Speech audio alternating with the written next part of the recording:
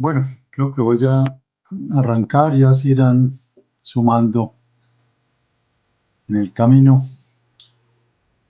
Vamos a continuar hoy con la segunda unidad de esta última parte. La semana pasada pues vimos Negri, Agamben y Sisek. Terminamos la tercera, comenzamos la, la cuarta.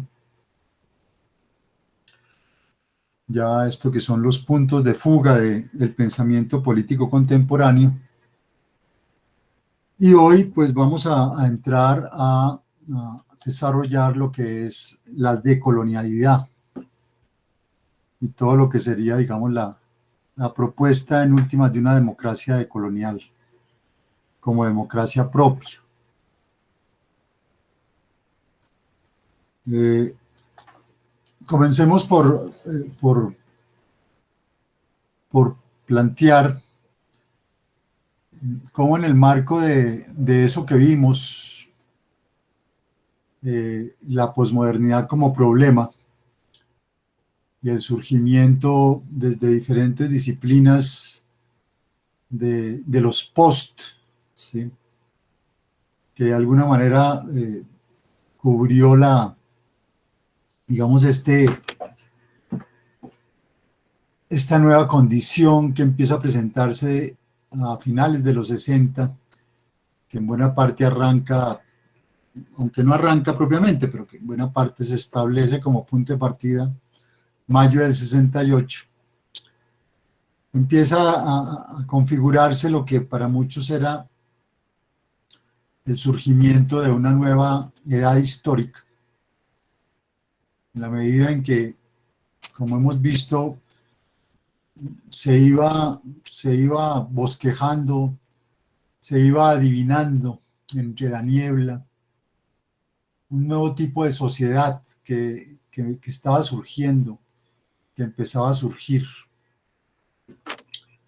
Por supuesto, esa posmodernidad, como la va a mostrar Jameson, no significaba que hubiéramos hecho una ruptura radical con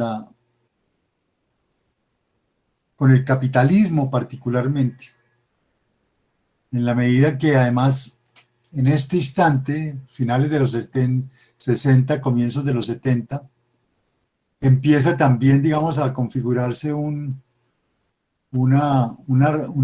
reacción al estado de bienestar, eh, que va además permitiendo que converjan dos propuestas, digamos, macropolíticas. La una, el neoconservadurismo, una vuelta atrás, un resurgimiento de los valores tradicionales que además se creían que habían sido enterrados para siempre desde la Ilustración, el neoconservadurismo y el resurgimiento además frente al estado de bienestar, frente a una concepción de estado, digamos, benefactor, un, un, y digamos de una economía de bienestar igualmente, de una economía de apoyo a los sectores más desfavorecidos, el, el, el res, la resurrección de la economía clásica, con la que en cierta forma el capitalismo, pues digamos, había despegado. Y ambos movimientos, el neoconservadurismo y el neoliberalismo, confluyen en una propuesta de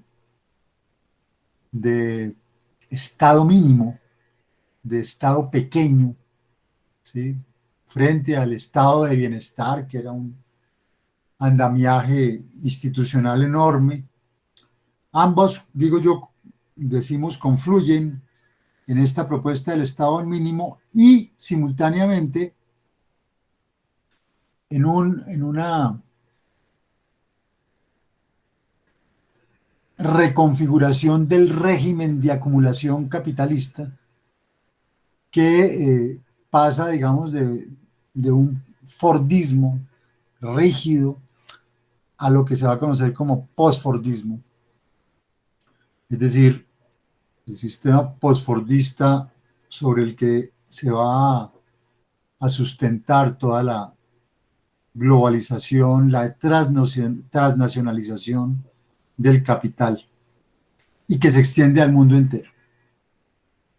Digamos, ese es el contexto en el que la posmodernidad se va configurando, poniendo en cuestión diferentes áreas de la sociedad, tanto de pensamiento como institucional, y a lo que responden pues las múltiples apuestas que empiezan a hacerse desde todas las disciplinas por explorar esa nueva condición post a todos los niveles. En ese contexto surge también un discurso que se va a denominar postcolonial.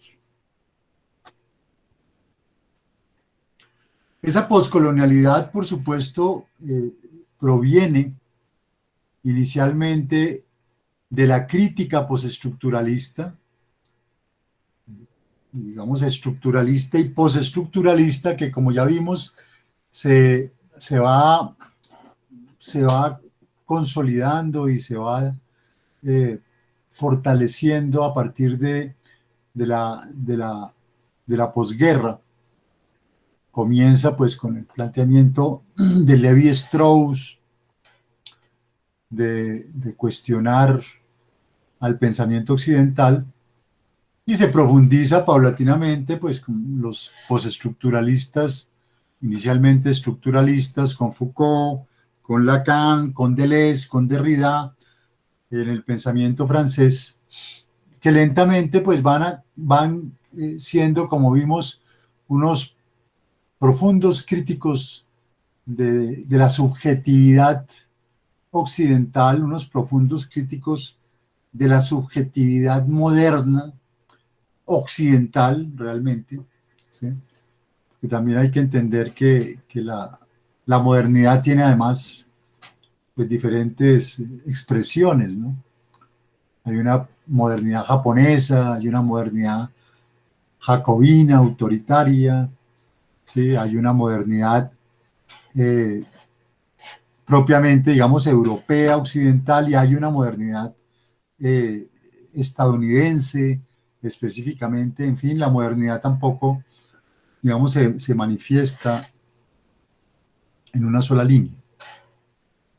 Pero estos autores, digamos, centran inicialmente su crítica en esa noción de universalismo europeo que había estado absolutamente presente desde la modernidad temprana, ¿sí? Esa Europa arrogante, esa Europa soberbia, esa Europa que, como Hegel lo pondría de presente, pretendía ser de alguna manera la expresión más acabada de la historia.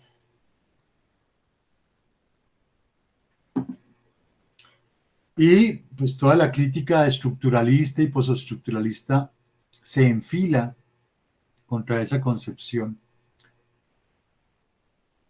Y surge a partir de ello, y a partir de estos autores, ¿sí? que vimos, una serie de propuestas, de interpretaciones, de apuestas, ¿sí?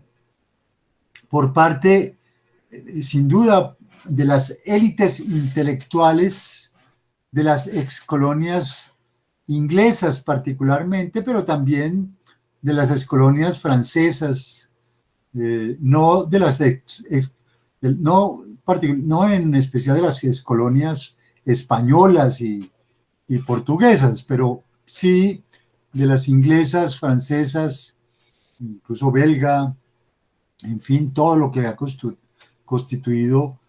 constituido los imperios europeos en los siglos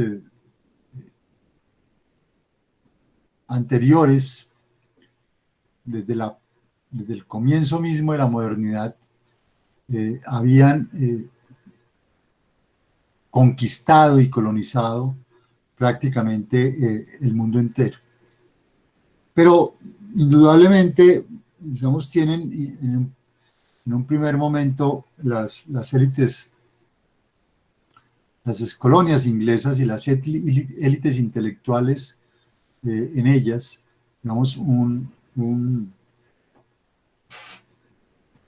una primera reacción crítica, recogiendo, como les digo, los planteamientos de Lévi-Strauss, de Foucault, de los postestructuralistas en general que habíamos visto. La modernidad se construye, pues se va construyendo. Es un dispositivo, podríamos decirlo, con Foucault, se va construyendo desde el Renacimiento. Primero esta concepción, digamos, antropocéntrica, pero segundo, el desarrollo mismo del capitalismo que veíamos en la concepción weberiana, en la teoría weberiana. Capitalismo va de la mano de de la edad moderna, de la modernización, ¿sí? En esto que Weber llamó la teoría de la racionalización occidental. Y que por supuesto se entronca con toda la acumulación originaria del capitalismo, con todo este proceso de conquista y colonización, no de descubrimiento, sino de conquista y colonización de Hispanoamérica, de Iberoamérica, pero también de África y de Asia. Es decir, los grandes imperios europeos, prácticamente todos, ¿no? Prácticamente todos, porque todos, es decir, Francia, Inglaterra, ¿sí? Holanda, Bélgica, Alemania, Italia en el norte de África, prácticamente todos se lanzan a una expansión colonizadora y, que simultáneamente iba aparejada de esa acumulación originaria del capitalismo. Y se va constituyendo, como tempranamente lo va a plantear Trotsky, en el capitalismo como un sistema mundo, como un sistema mundo. El capitalismo no fue solamente, digamos, lo que se pudo desarrollar en Europa y posteriormente en Estados Unidos, sino que se expande por el mundo entero. Y esa visión occidental del mundo, esa visión arrasadora del mundo, esa visión que reducía el mundo a lo que el hombre supuestamente necesitaba, que además era una visión bastante también patriarcal, es el hombre dominador, ¿sí? El homo dominandis, ¿sí? Que considera que además la instrumentalización, la utilización, la explotación del mundo es para lo que está llamado el ser humano, no para convivir con la naturaleza, sino para explotarla y reducirla a lo, ¿sí? A lo que requería, ¿sí? Supuestamente el ser humano. Se ambienta también como la concepción por excelencia, la concepción, digamos, superior, la concepción casi que natural, ¿sí? Cuasi natural, que teníamos que tener frente al mundo, cuando realmente era la concepción del capitalismo occidental. Y se va, se va, digamos, configurando en los 60, que es, como les he repetido, una década de cuestionamiento y una década de ruptura con los viejos cánones, una reacción a esa visión, ¿sí? A esa visión colonizadora, a esa Europa superior, a esa Europa arrasadora y en general, digamos, a un norte hemisférico, ¿sí? Eh, que básicamente había impuesto sus parámetros a todo el mundo.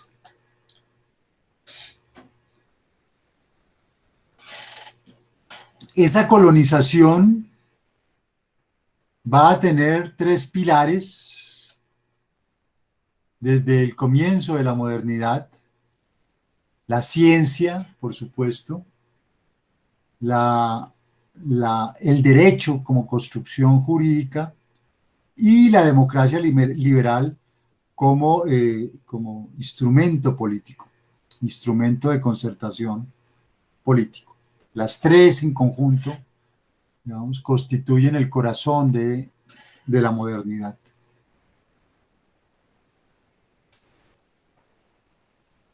Entonces, como les decía, empieza ya las ideas centrales de esta concepción postcolonial. Es, en primer lugar, la crítica al universalismo occidental, eh, a esa visión hegemónica que tenían del mundo, a esa visión instrumental del mundo. La crítica a las narrativas occidentales, ¿sí?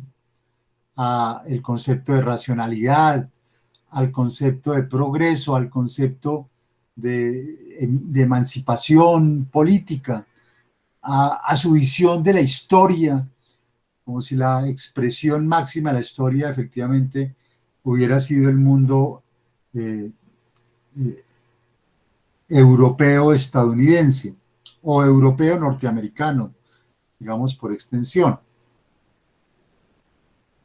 Porque no es que Canadá se salve de esto, ¿no? A veces se quiere mostrar a Canadá como un país aparte, pero Canadá también, digamos, entra en esta lógica de Occidente. Y ese ocultamiento a los crímenes, ¿sí? A los genocidios sobre los que se montó todo ese proyecto de colonización, ¿sí? El habernos y el haber educado a generaciones de, de, de países en la idea de que había sido justo lo que había hecho Europa. Aquí nomás nuestra historia eh, latinoamericana, ¿sí? Ocultando que toda la evangelización cristiana se hace a sangre y fuego, ¿sí? Que toda la evangelización y todo el cristianismo y el catolicismo en estas tierras se hace a punta de asesinar, ¿sí? A las culturas autóctonas, ¿sí?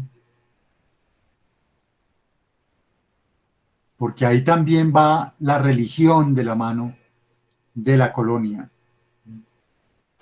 particularmente aquí y particularmente en la colonización española, ¿sí? Española.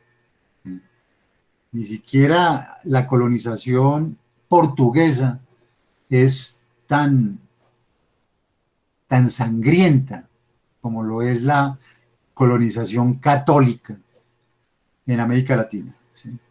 Que por donde pasaba la espada, pasaba la Biblia, ¿sí?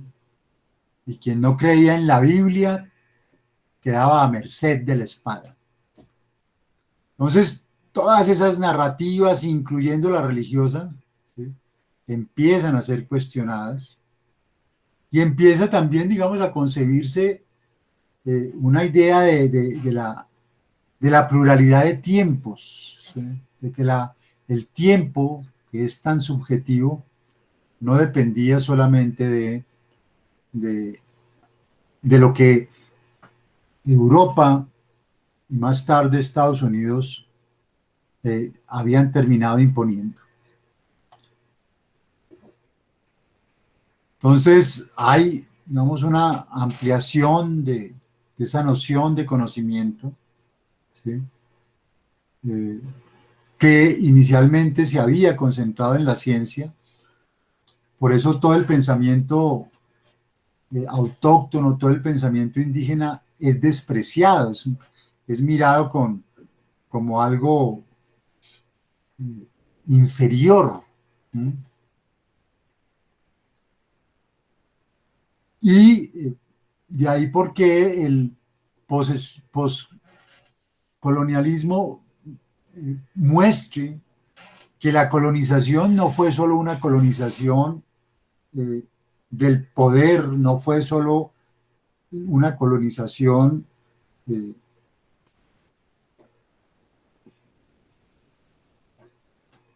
institucional, sino también había sido una colonización del conocimiento, ¿sí?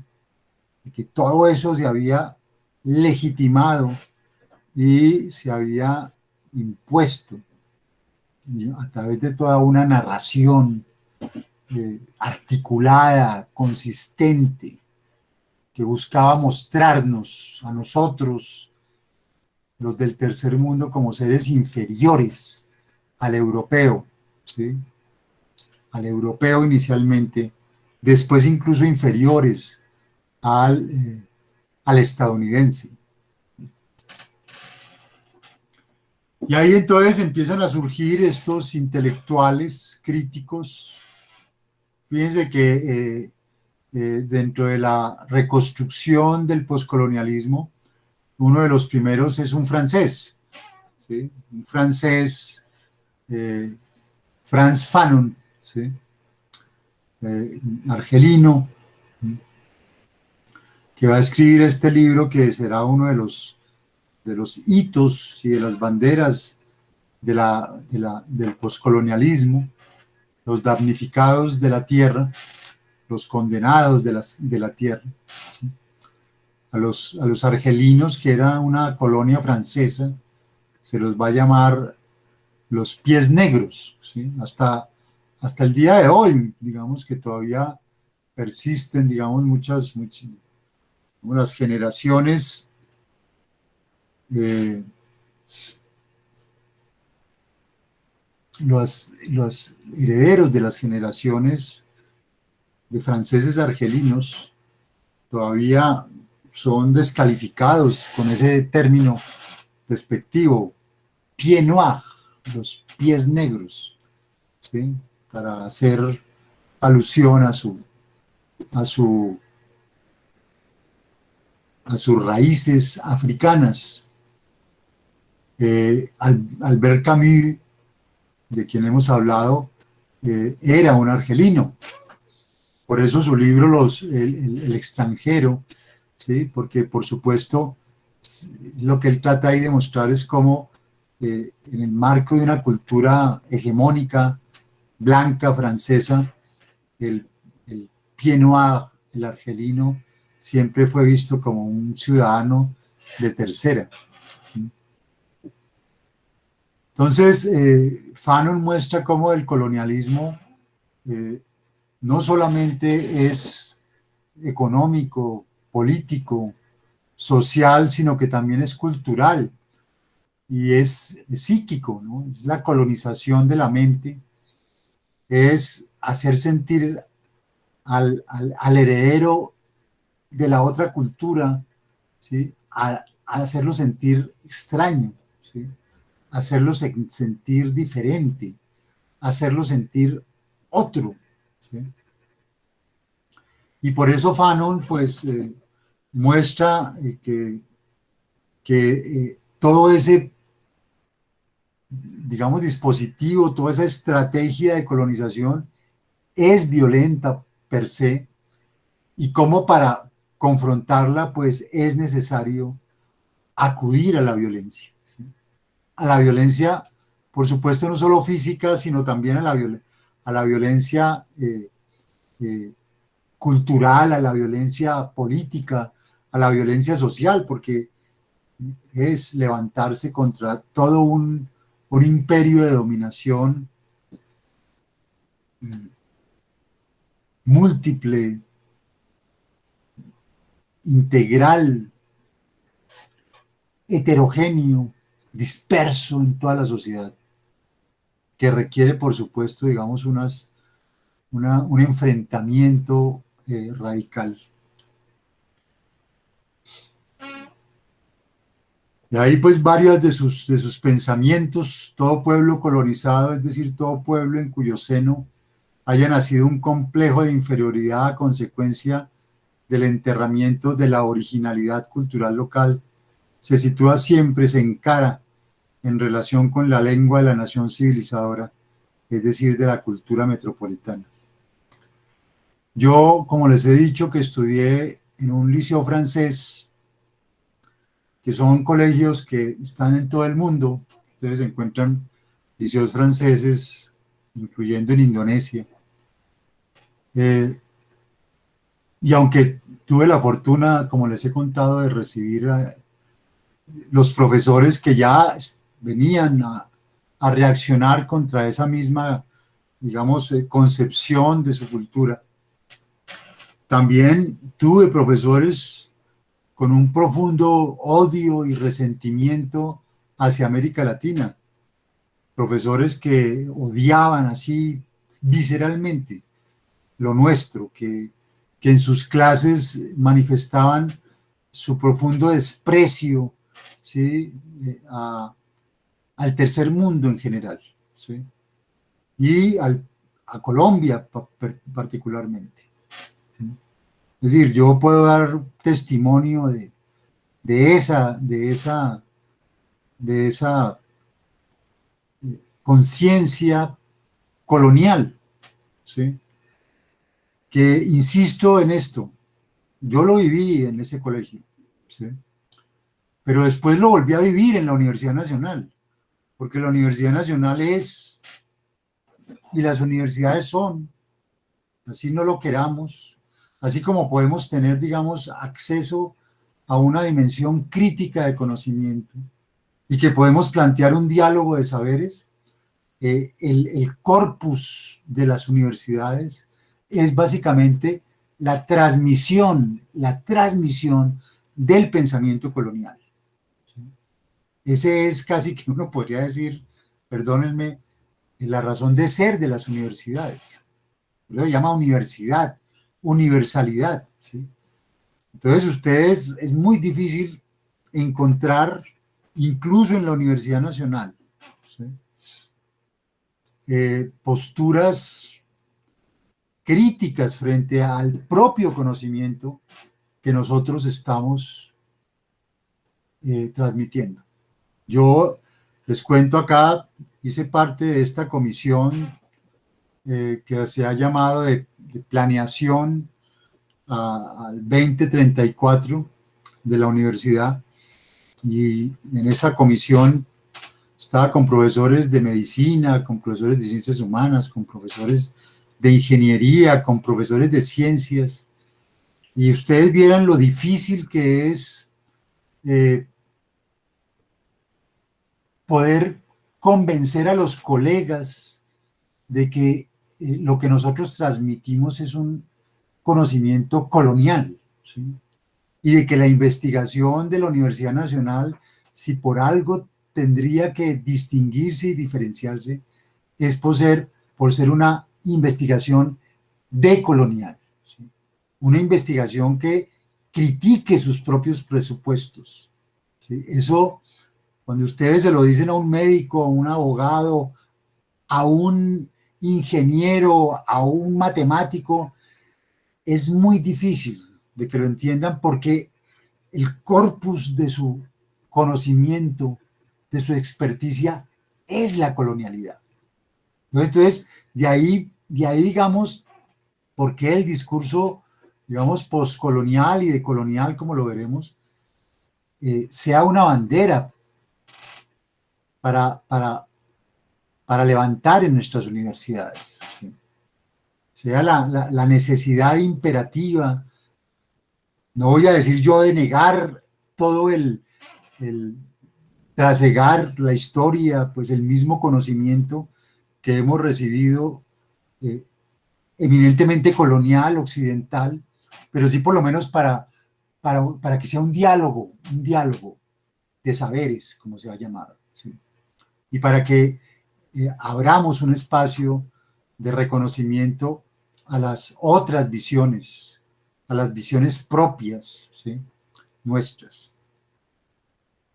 Y obviamente el derecho, el derecho, ¿sí? Es parte de eso.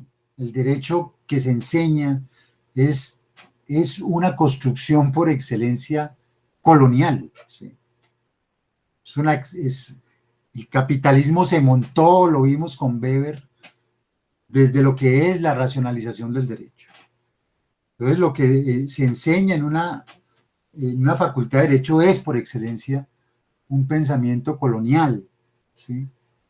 Pensamiento que viene del norte, ¿sí? Y que hoy en día ambienta toda la globalización neoliberal. Entonces, lo que Fanon va a mostrar es que esas son las figuras, por ejemplo, con las que eso es sacado de un libro de antropología, ¿sí? Donde el africano es comparado con el chimpancé, es comparado con el gorila, con el orangután. O sea, prácticamente el africano es como una derivación que no tiene nada que ver con nosotros, ¿sí? Con nosotros, el hombre occidental blanco, sino con los animales, ¿me entienden? Esa era, digamos, la, la, la, la proyección que se hacía, ¿sí? Y les he dicho cómo en el sur de los Estados Unidos no solamente es un racismo contra el afroamericano, no, es un racismo contra todo el que es de color, es decir, para ese blanco supremacista, ¿sí? Colonialista, junto al africano estaba el latino, ¿sí? El iberoamericano, el indígena, ¿sí? Estaba el asiático, estaba el musulmán, es decir, medio mundo era, en cierta forma, una extensión de esa figura, que no constituía parte de la humanidad. Entonces, empieza, digamos, a darse esa crítica a esa visión occidental y surge otro autor clásico, Edward Said. Said ustedes lo ven ahí en la foto de la izquierda, es un niño de la élite egipcia, ¿sí? Son las élites también allá, ¿no? Son las élites cultas, ¿sí? Eh, y Said entonces entra en un libro que se vuelve un hito para el postcolonialismo, estamos en el momento del postcolonialismo, ¿sí? Se vuelve un hito porque él muestra que hay también, hay toda una distinción más profunda, ontológica, epistemológica, que se plantea en el caso, digamos, de él, entre Occidente y Oriente, ¿sí? Es decir, fíjense que ya estamos transitando a unos niveles digamos, de interpretación más profundos, no estamos hablando solamente de la colonización, ¿sí? Incluso cultural, psíquica, estamos hablando de una diferenciación ontológica y epistemológica entre unos y otros. Piensen ustedes el profundo el profundo racismo que hay ahí, ¿sí? En esa distinción, de diferenciarnos ontológicamente del otro, ¿sí? Del otro ser humano, de realmente ver al otro ser humano, de vernos como inferiores, de vernos como incapaces, ¿sí? ¿Sí? Epistemológicamente, como si fuéramos unos discapacitados mentales. Entonces Said entra en su libro Orientalismo a mostrar todo ese imaginario que montó Occidente sobre ese Oriente, ¿sí? Ese Oriente oscuro, ese Oriente eh, también romántico, ese Oriente misterioso, ese Oriente exótico, ¿sí? Pero ese Oriente al final, eh, atrasado, ese Oriente que se justificaba, y más con el petróleo, que se justificaba eh, dominar. ¿Sí? Entonces, una visión, fíjense acá desde Napoleón, miren ese Oriente que muestran ahí, desválido, fíjense Napoleón y sus, ¿sí? El emperador Napoleón, la bandera triunfante de Francia, ondeando allá en la colina, ¿sí? Frente a un pueblo derrotado, frente a un pueblo hambriento, frente a un pueblo enajenado, frente a un pueblo que de alguna manera el cuadro lo que está sugiriendo es que tenía que ser dominado, ¿sí? Tenía que ser dominado. Entonces, imagínense, en momentos en que la pintura es como la televisión hoy en día, ¿sí? Que era lo que, a través de los cuales se formaban, eh, digamos, no solo las mentes cultas, sino también, en muchos casos, a través de la simbología religiosa, se transmitían, digamos, y a través de los relatos, se transmitían todas estas visiones de las otras culturas, ¿sí? Que quedan siempre reducidas precisamente a lo inferior, a lo que tiene que ser civilizado. Y la visión triunfalista de Occidente, ahí está de nuevo Francia, ¿sí? Frente a las pirámides, la bandera francesa ondeando, ¿sí? Y triunfando sobre esas huestes orientales, esas huestes árabes, ignorantes, ¿sí? Incivilizadas. Todo eso todo eso es una visión que hace, que se apodera, que va también tomándose el etos del triunfador, del victimario. Pues que el victimario está convencido, ¿sí? El victimario está convencido de que tiene toda la razón, de que tiene la razón para matar, que tiene la razón para imponerse. ¿Sí?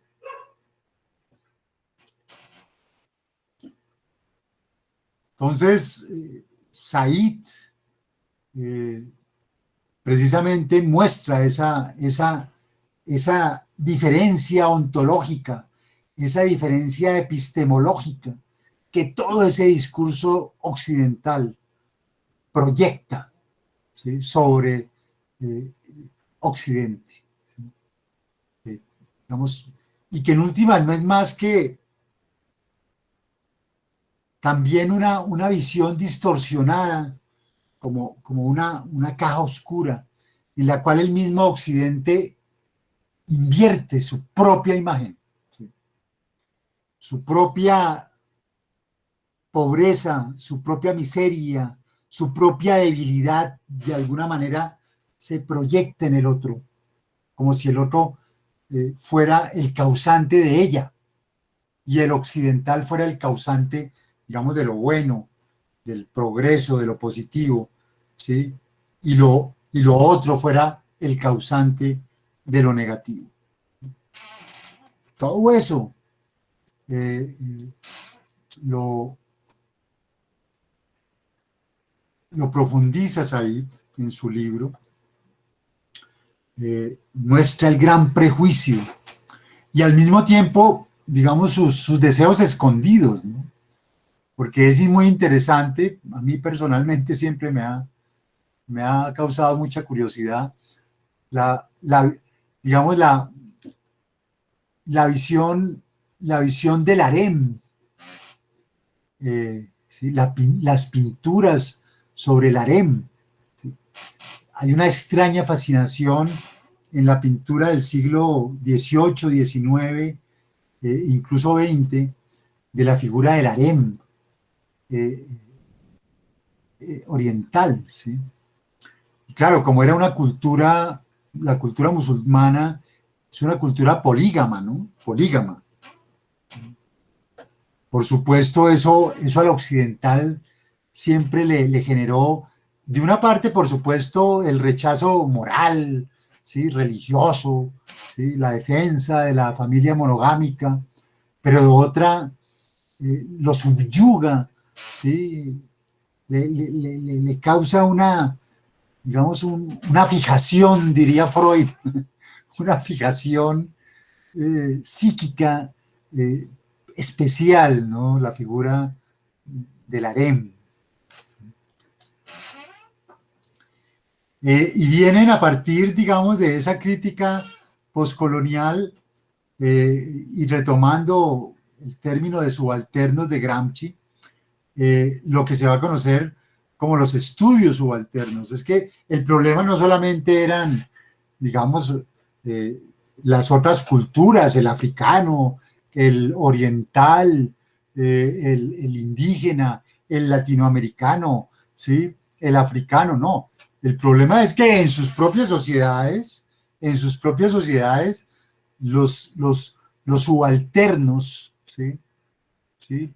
Más tarde Nancy Fraser lo va a llamar los públicos contrahegemónicos, ¿sí? Los sujetos subalternos, los públicos subalternos, ¿sí?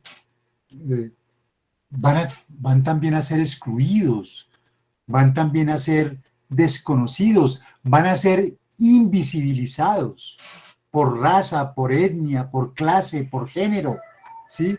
Por orientación sexual, por religión.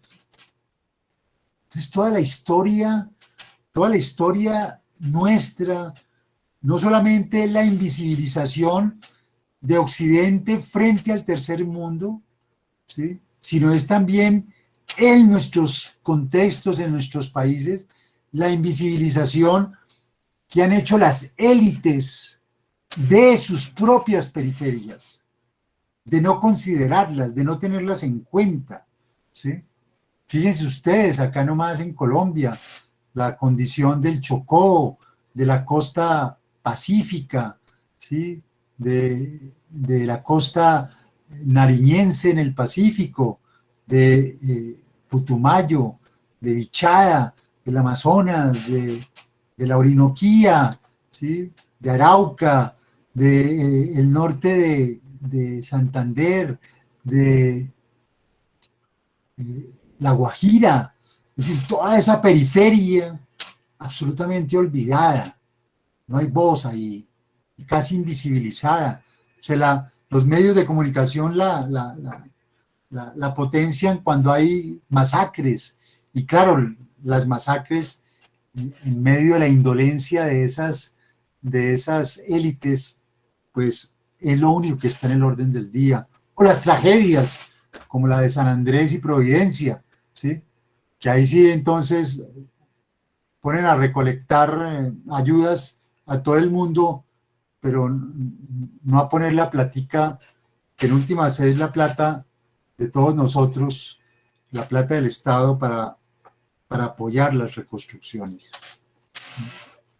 Entonces surgen estos autores, Guha, Chakraborty, Spivak, Chakrabarty, y son los estudios subalternos que se van a conocer, ¿sí? Los relatos de los, digamos, la invisibilización narrativa del colonizador, de todas esas poblaciones, de todos esos sujetos colectivos, de todas esas eticidades en los propios, digamos, contextos nacionales, podríamos llamarlo. Entonces, surge de la mano del poscolonialismo el discurso de la subalternidad, que también clamaba por ser escuchada, ¿sí?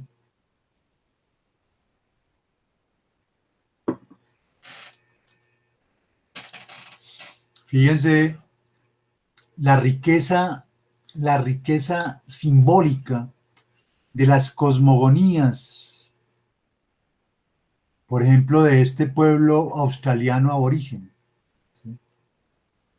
La consideración del mundo humano, la consideración del mundo sagrado, la consideración del mundo físico, ¿sí?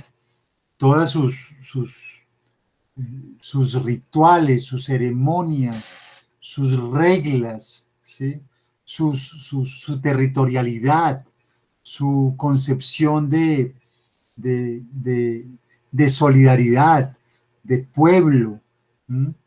De cultura, sus historias, ¿sí? Sus tradiciones, sus animales, ¿sí? El cielo, en fin, frente a una cultura occidental que lo único que quiere es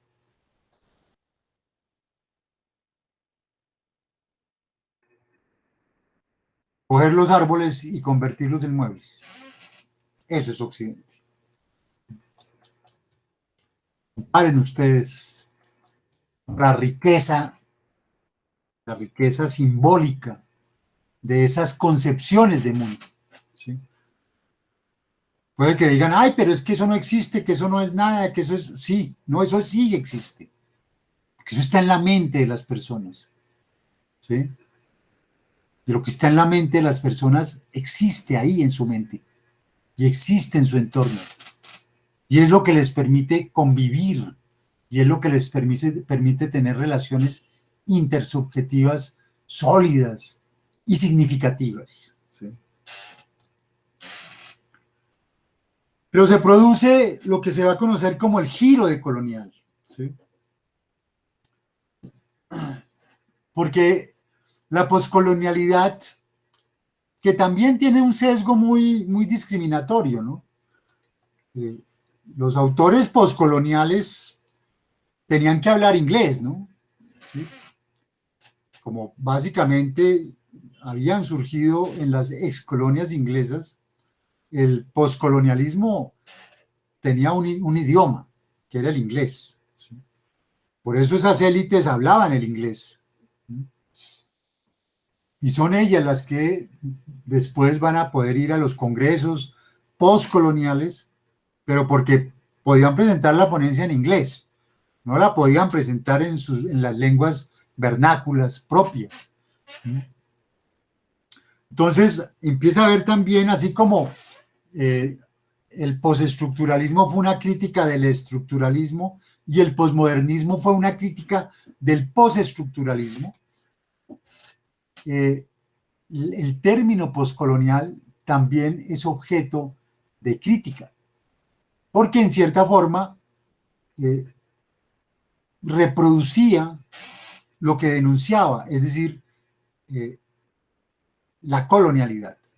Al hablar de postcolonial, pues estaba estableciendo lo colonial en un post, en un después, pero no lo estaba superando. Y entonces ahí surge una propuesta que se va a llamar el giro decolonial. Ese giro de colonial tiene varias, en América Latina particularmente, eh, tiene varios afluentes. Sin duda una primera es la teología de la liberación. La teología de la liberación, en todo caso, tenemos que considerarla una, digamos, una reivindicación eh, del pueblo en la perspectiva evangelizadora. Recuerden que esto surge del Concilio Vaticano II, cuando el Papa Juan XXIII, en ese concilio, ese concilio es revolucionario en la historia de la Iglesia, porque es donde se decide que la misa, para quienes son católicos, tiene que darse en el idioma de cada comunidad. Se lo denomina en los idiomas vernáculos, no en latín, ¿sí?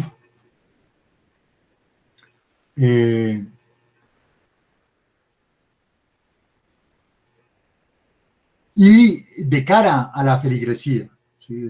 En ese momento, hasta ese momento, pues yo alcanzo a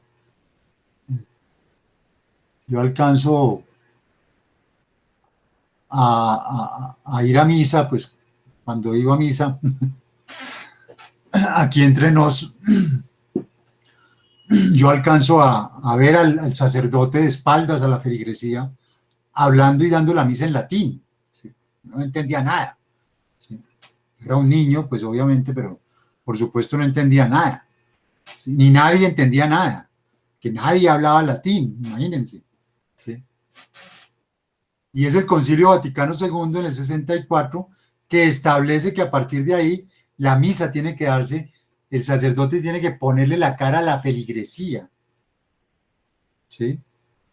Y tiene que dar la misa en el idioma vernáculo correspondiente. Entonces, la teología de la liberación en América Latina es además una teología que reivindica al pueblo, una teología que reivindica los saberes del pueblo, que reivindica la espiritualidad del pueblo, ¿sí? Una teología que trata de darle alternativa al pueblo, ¿sí?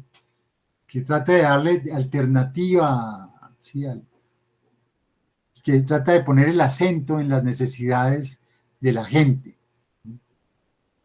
Entonces, sin duda, digamos, ahí hubo un primer insumo de nuestro giro de colonial que simultáneamente desde la economía o desde la economía política estuvo acompañado por la teoría de la dependencia, que es una de las grandes teorizaciones que se hacen desde América Latina. La teoría de la dependencia es supremamente importante porque muestra que no es que nosotros fuéramos subdesarrollados por brutos, como de alguna manera la teoría del desarrollo y del subdesarrollo sugería como típica expresión del colonialismo, de que si éramos subdesarrollados era porque no habíamos logrado desarrollarnos como el primer mundo. La teoría de la dependencia, que tiene por supuesto también raíces marxistas, va a mostrar que que era por ser dependientes, ¿sí? En el marco de un capitalismo global, de un sistema mundo capitalista, que el desarrollo del primer mundo dependía del subdesarrollo del tercer mundo. ¿Sí? Y que nosotros éramos subdesarrollados no porque fuéramos brutos, como de alguna manera sugerían, no porque fuéramos incapaces, ¿sí? No porque fuéramos, y esa imagen que se daba del latino perezoso, del latino como el mexicano, siempre durmiendo, con sus grandes sombreros bajo el sol, siempre tomando trago, siempre borrachos, ¿sí?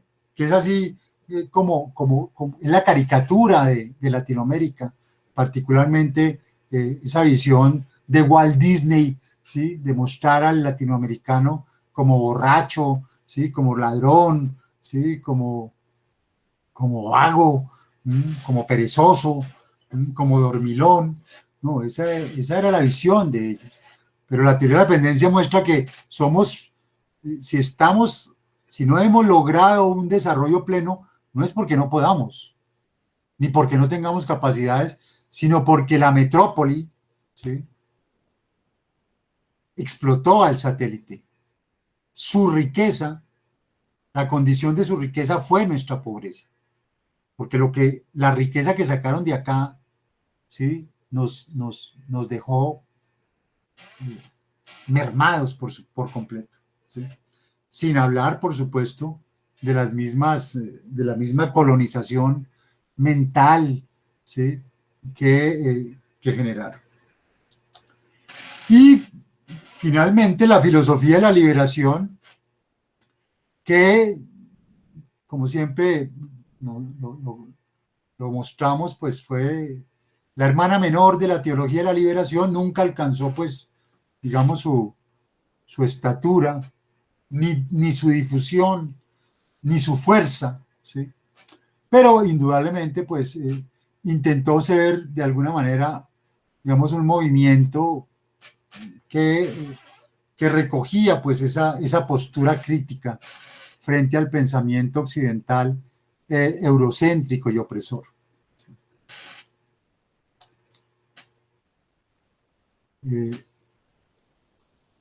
En nuestro medio, aquí en Colombia, lo digo como también testigo de primera línea, nosotros, salvo antropología en ciencias humanas, nunca reivindicamos mucho la filosofía latinoamericana.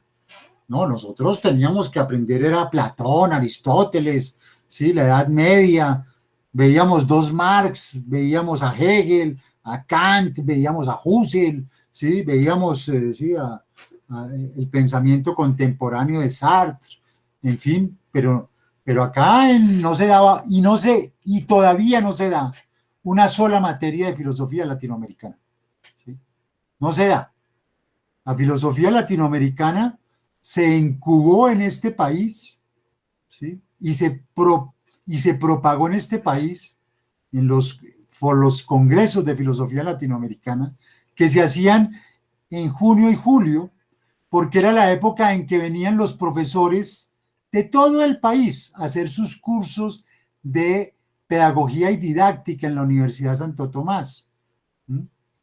Y entonces todos esos profesores, yo recuerdo algunos de ellos, tenían que ir en mula hasta el río más cercano, del río en lancha hasta el aeropuerto más cercano, en avioneta o en Satena hasta Villavicencio, y de Villavicencio a Bogotá, a la Santo Tomás, en flota, ¿sí?, para poder hacer sus cursos de actualización pedagógica, ¿sí?, que les permitía, pues, ser profesores o maestros donde estuvieran.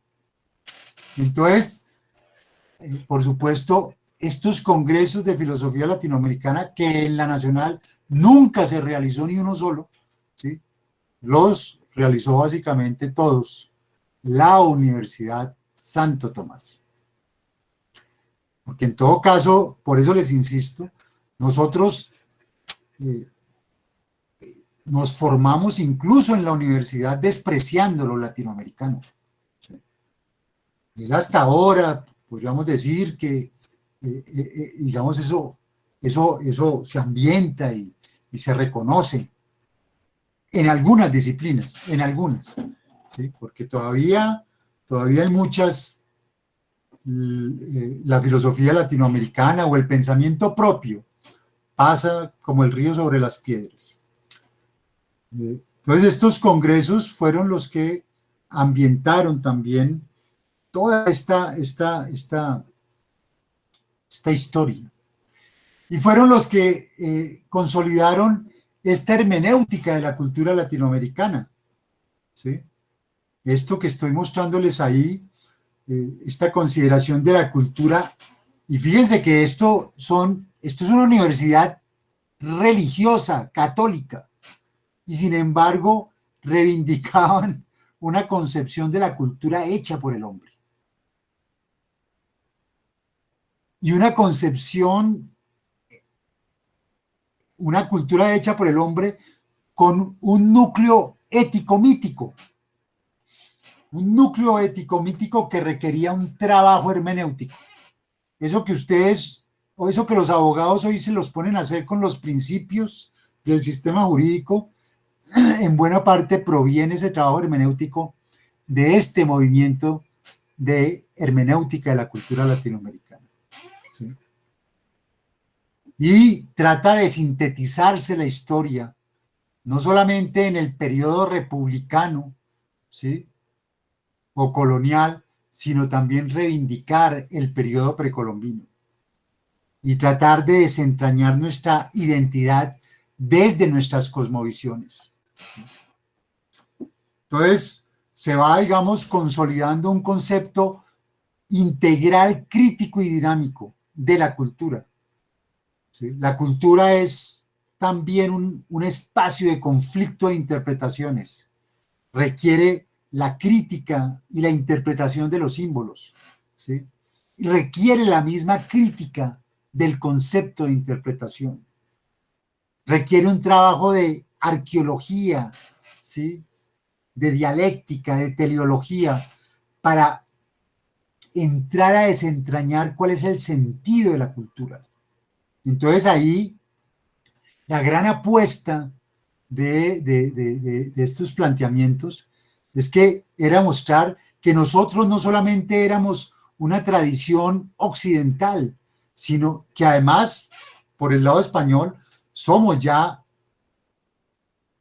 una mezcla, porque era la mezcla castellana, la mezcla árabe y la mezcla judía, ¿sí? Eso es lo que nos llega a nosotros por España. Pero a eso se suma los símbolos indígenas y la simbología africana más tarde.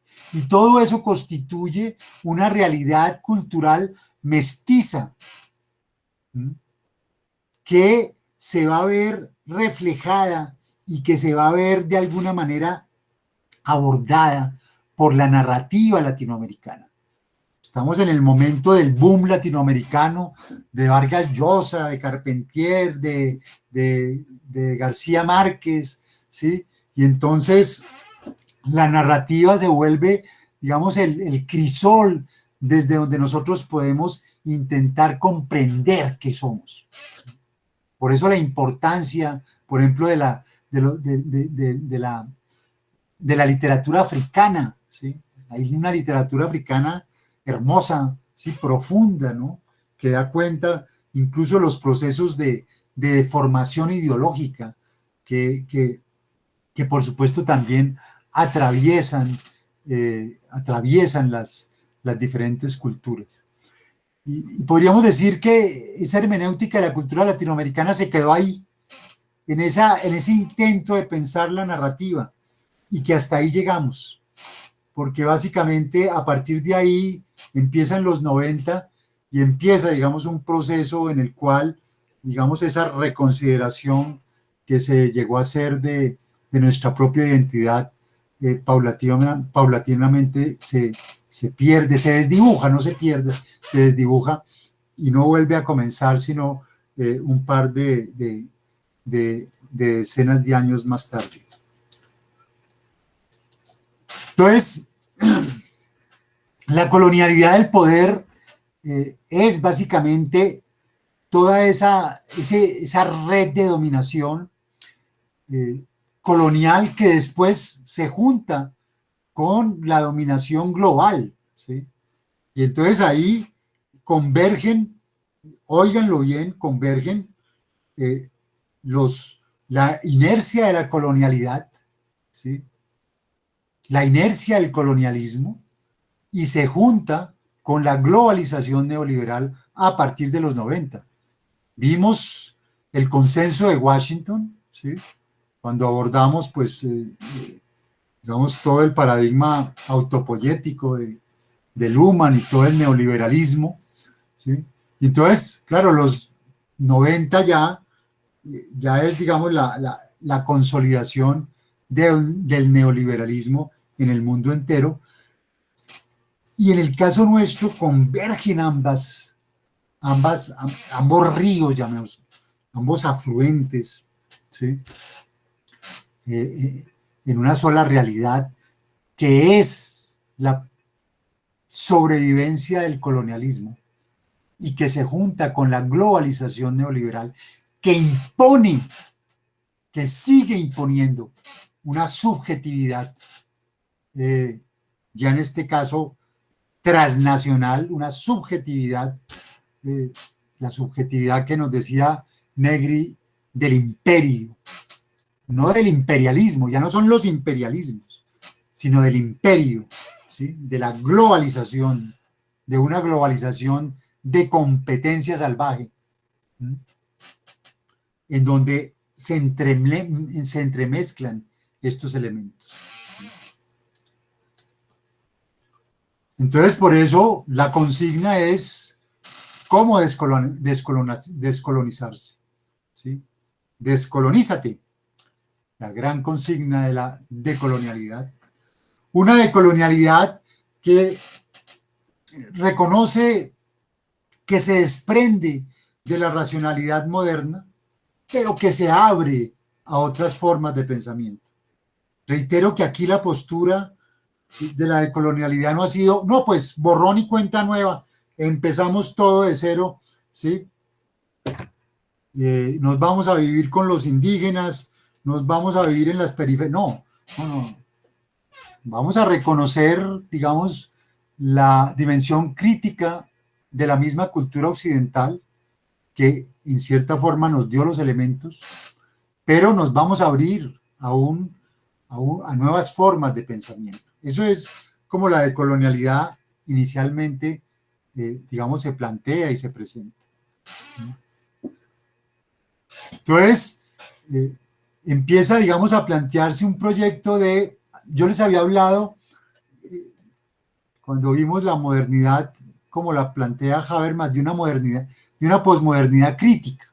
Hay una posmodernidad neoconservadora, hay una posmodernidad estético-anarquista y hay una posmodernidad crítica. Permítanme de alguna manera articular esa modernidad crítica con esto que el giro de colonial ha llamado el proyecto de modernidad-colonialidad. Es decir, la modernidad crítica tiene que incorporar una crítica de la modernidad desde las colonias, desde el tercer mundo, desde los satélites, desde la periferia. ¿Sí? Ese es el sentido de la decolonialidad. Y por eso se crea el grupo Modernidad-Colonialidad, ¿sí? Que va a estar, digamos, conformado por muchos de los más representativos intelectuales latinoamericanos, Aníbal Quijano, Edgardo Lander, Walter Miñono, Catherine Walsh, Arturo Escobar, Enrique Dussel, Santiago Castro Gómez, entre otros, ¿sí? Y que se distinguen del discurso postcolonial con ese énfasis en lo que ellos llaman la decolonialidad, ¿sí? El giro de la modernidad a la decolonialidad. Entonces están estos autores, Wallerstein, Enrique Dussel, que está vivo, Quijano, si no estoy mal, la categoría de Sistema Mundo de Wallerstein, uno de los iniciadores y fundadores del movimiento de filosofía de liberación latinoamericana, Quijano, que va a plantear la colonialidad del poder saber, porque no es solamente una colonialidad del poder, sino es también una colonialidad del saber. Por eso la antropología en este contexto es una de las disciplinas, digamos, más avanzadas, porque es una disciplina que ha sabido recoger por excelencia el discurso decolonial, postcolonial y decolonial, ¿sí? Wallerstein, que va a ser un crítico que primero va a plantear la noción de sistema mundo, ¿sí? que ya lo había planteado Trotsky,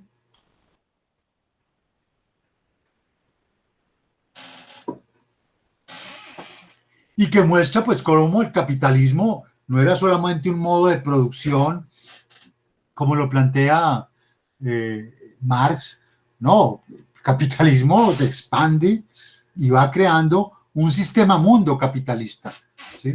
Y un sistema mundo capitalista que significaba que la metrópoli explota a los satélites y la metrópoli se desarrolla y progresa y los satélites obviamente se empobrecen. Pero es más interesante, me gusta más la crítica decolonial de Wallerstein al mismo Marx, porque si se nos olvida que a veces Marx también era, era alemán y estaba en Europa y también mantiene esa fascinación frente al problema, al colonialismo, ¿no? Marx no tiene una postura muy clara frente a la cuestión colonial, ¿sí? Porque de alguna manera Marx consideraba que para hacerle la revolución al capitalismo, pues había que llegar al capitalismo. Entonces, pues todo lo que ayudara a llegar al capitalismo, pues había que en cierta forma apoyarlo. Entonces, la concepción y la consideración de qué hacíamos con estas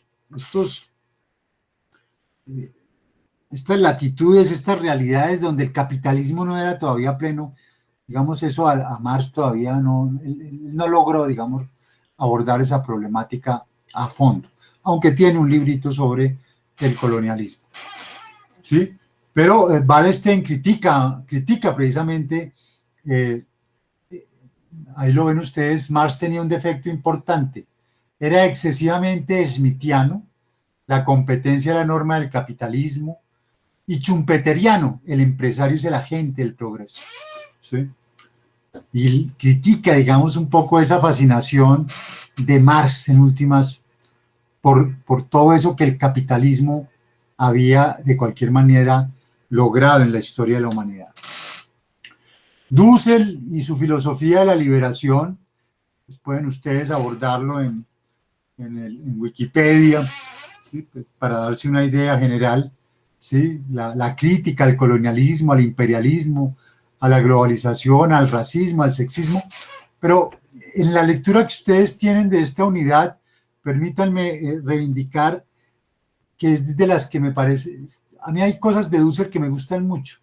Me gusta mucho su historia de la iglesia, que él hace en la UNAM, porque muestra cómo la iglesia penetra América Latina de la mano de las estructuras coloniales y posteriormente, a partir del siglo XIX de las estructuras propiamente capitalistas anglosajonas y angloamericanas, ¿sí? Y entonces hace un paralelo muy sugestivo. Pero este artículo es casi que, digamos, una visión hegeliana desde América Latina de la historia, porque muestra cómo el eje de la historia ha ido paulatinamente, digamos, transitando de China. La historia empieza en China, ¿no, compañeros? ¿Sí? Cuando ustedes van a ver la historia del pensamiento incluso. La historia empieza en China, empieza con Confucio, con Lao Tse, eso es mucho antes, siglos antes, ¿sí? Casi 10 siglos antes que Platón y Aristóteles y los presocráticos, etcétera, ¿sí?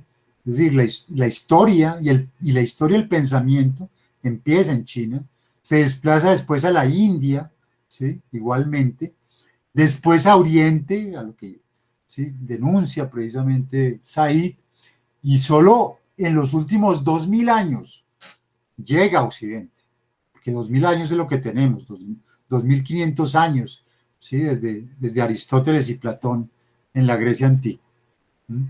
Pero antes, los judíos están en el año 5000, ¿sí?, los judíos, ¿sí?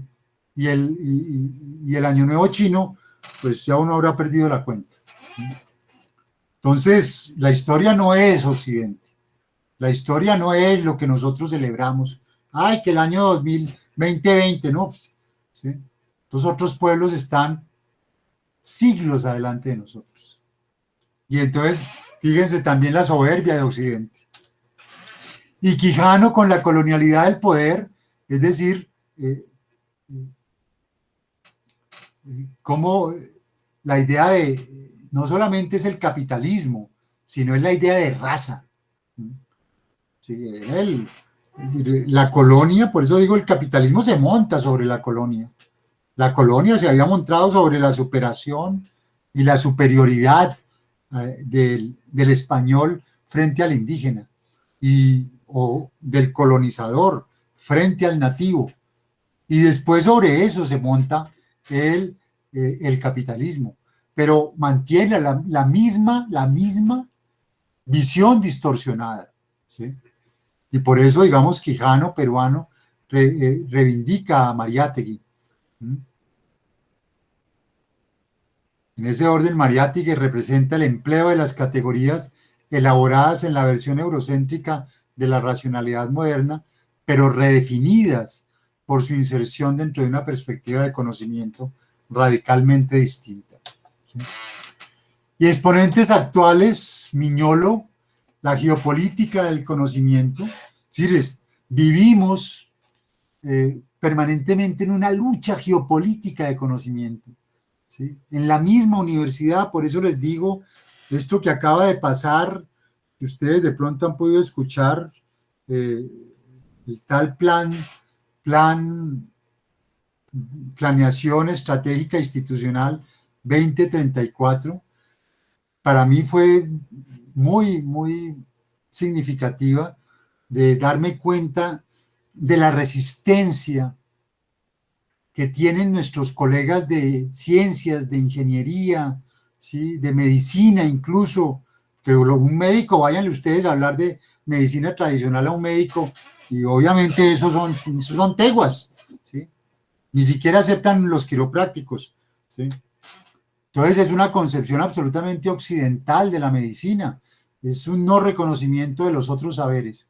Entonces por eso les digo que ha sido para mí una experiencia también muy aleccionadora de digamos, de darme cuenta de que la misma Universidad Nacional, una universidad nacional con sedes de frontera, ¿sí?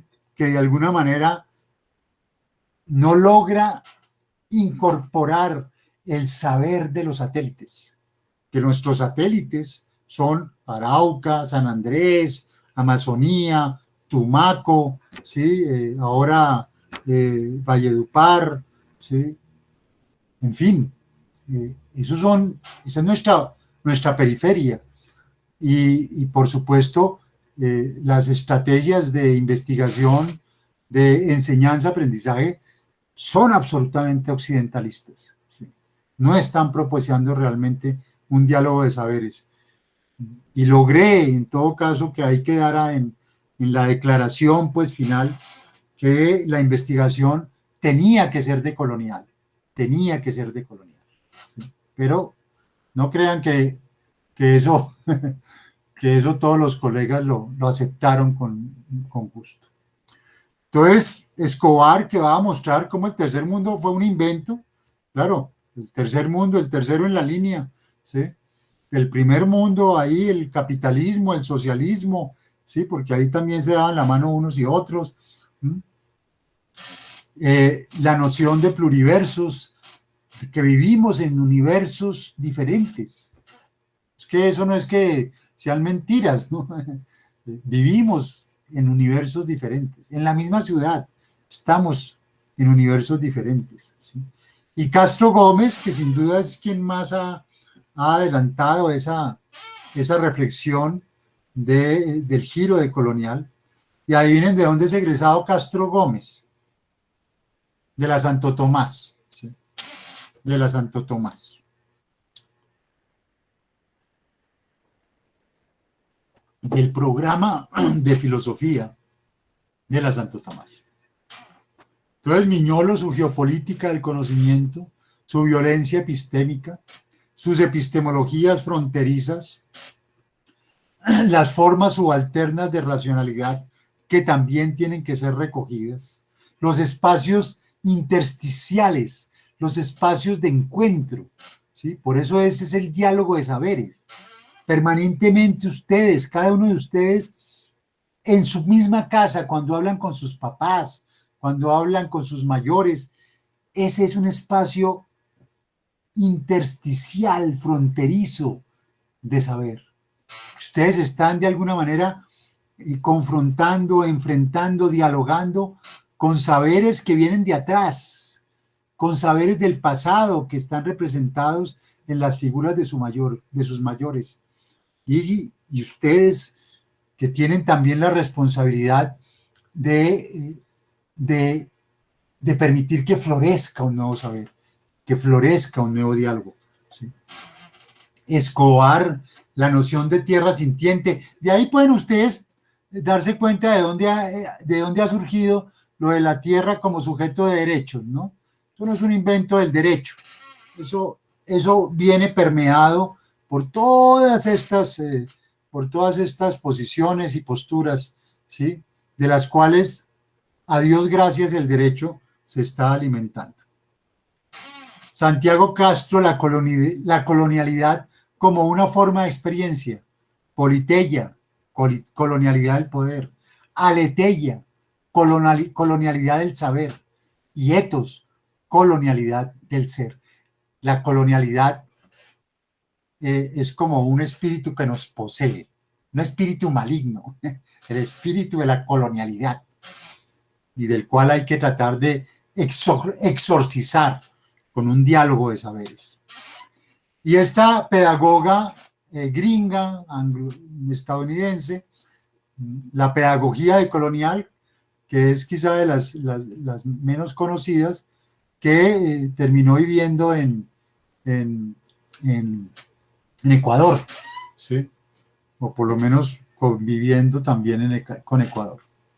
Las prácticas insurgentes, vea lo bonito del libro, Pedagogías decoloniales, prácticas insurgentes de resistir, reexistir y revivir. Y pues en últimas toda esa diversidad ontológica, de una ontología moderna absolutamente simple, ¿sí? La de la izquierda es la ontología básicamente de la colonialidad, a una ontología relacional donde todo está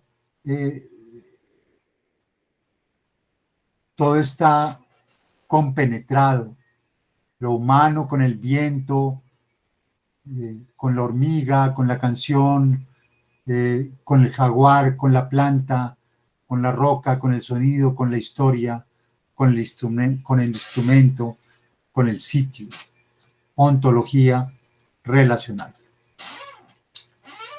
Esas son las ontologías relacionales. Y por eso el giro decolonial, ¿sí?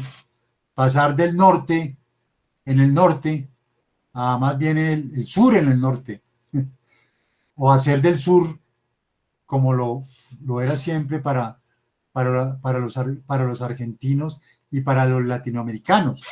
Por eso les he dicho varias veces que nuestro Capitolio fue construido mirando al sur.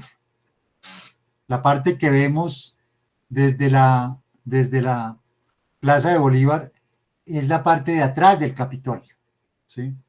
Esa es la puerta de atrás del Capitolio, porque realmente las entradas del Capitolio están al otro lado y fueron concebidas mirando al sur, porque el sur para América Latina era el símbolo, ¿sí? No el norte. Lo que pasa es que nuestro sur terminó siendo la Casa de Nariño y quedamos sometidos al más infame presidencialismo. Entonces, el giro decolonial es que comprendamos que detrás del pienso luego soy estaba el conquisto luego soy, y pues que nos emancipemos de eso, ¿sí? Nos emancipemos de esa consideración y demos el giro hacia la decolonialidad, demos el giro hacia el reconocimiento de nuestras cosmovisiones, ¿sí? De la riqueza de nuestras cosmovisiones, de lo que simbólicamente esas cosmovisiones representan, no solo para los pueblos nativos y los pueblos indígenas, para nosotros mismos, lo que puede representar, ampliar, ¿sí? Más allá de nuestra formación católica o cristiana, ¿sí? Ampliar nuestras cosmovisiones a las cosmovisiones de nuestros pueblos nativos, ¿sí?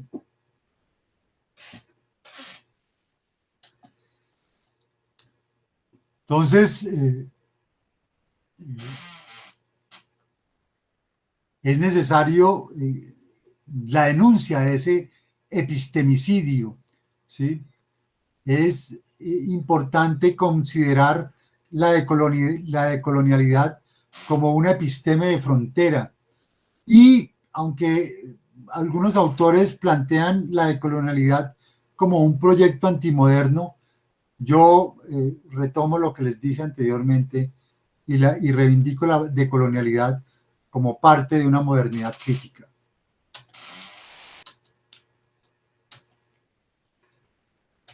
Y vamos terminando con Boaventura,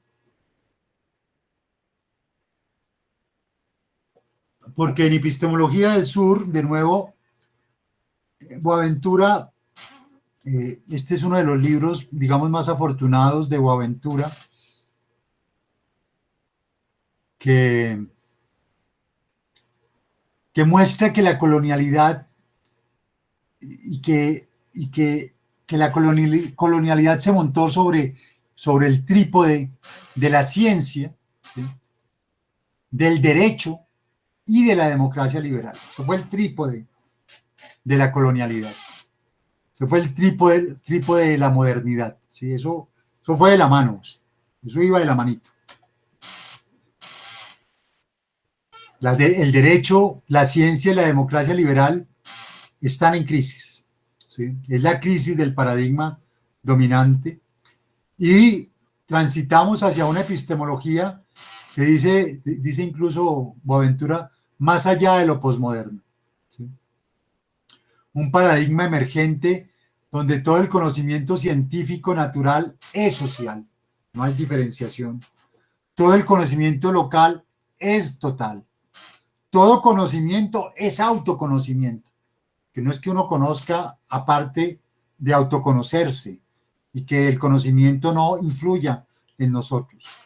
Y que todo conocimiento científico debe constituirse en sentido común, que no es para alimentar una cultura de expertos, que les encanta a todos, ¿sí?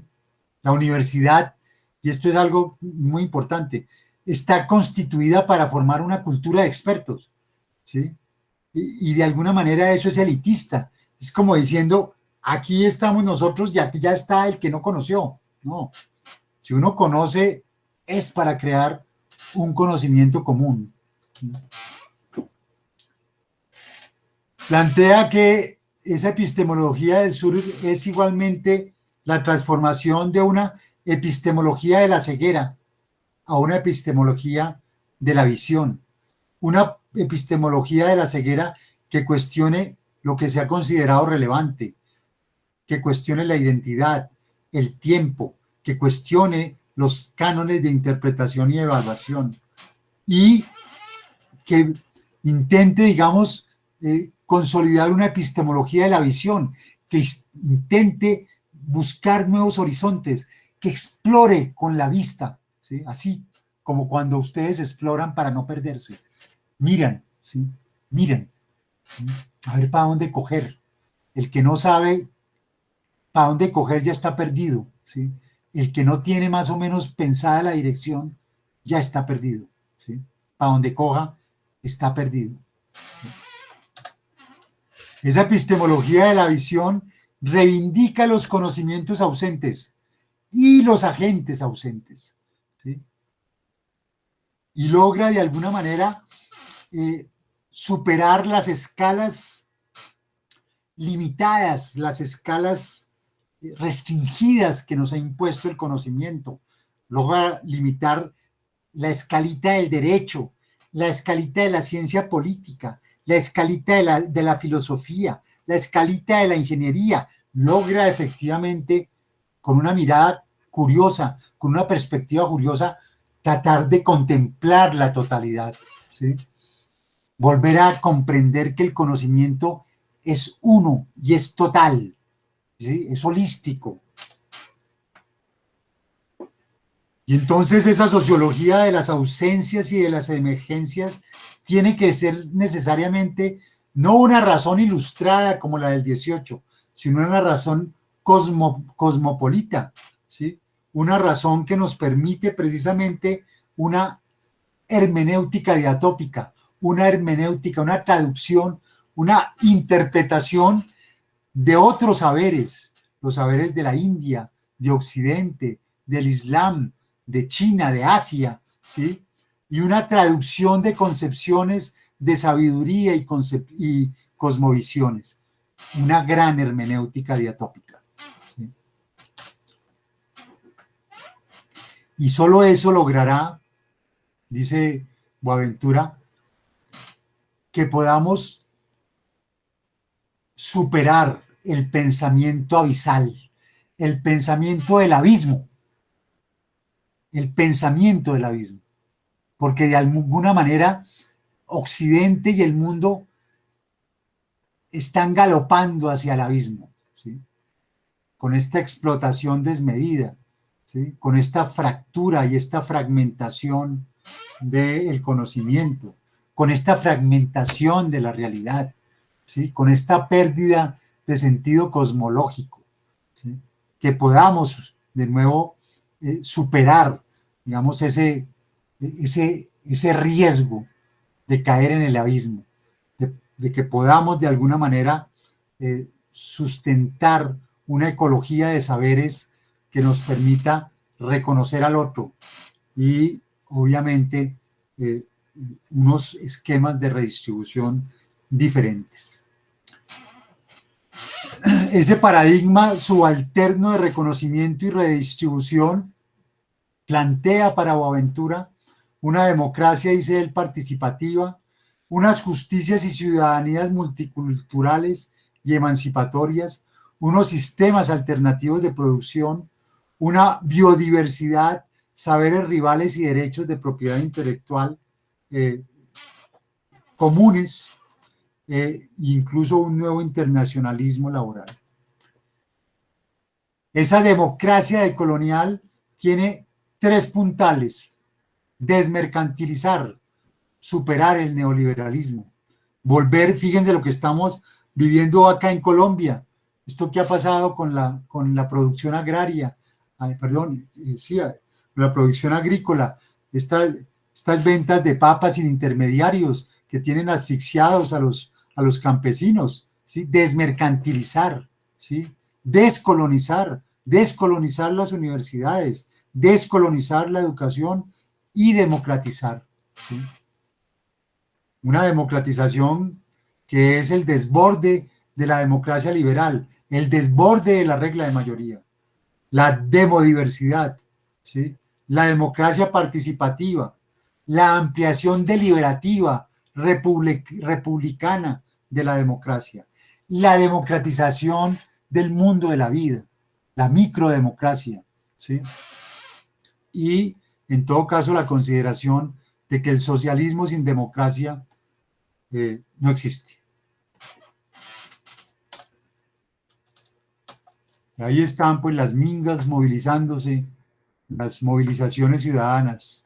Concepto de lo político: construcción de vida buena, concepción de democracia, democracia propia, poder constituyente, los pueblos silenciados que vuelvan a tener voz.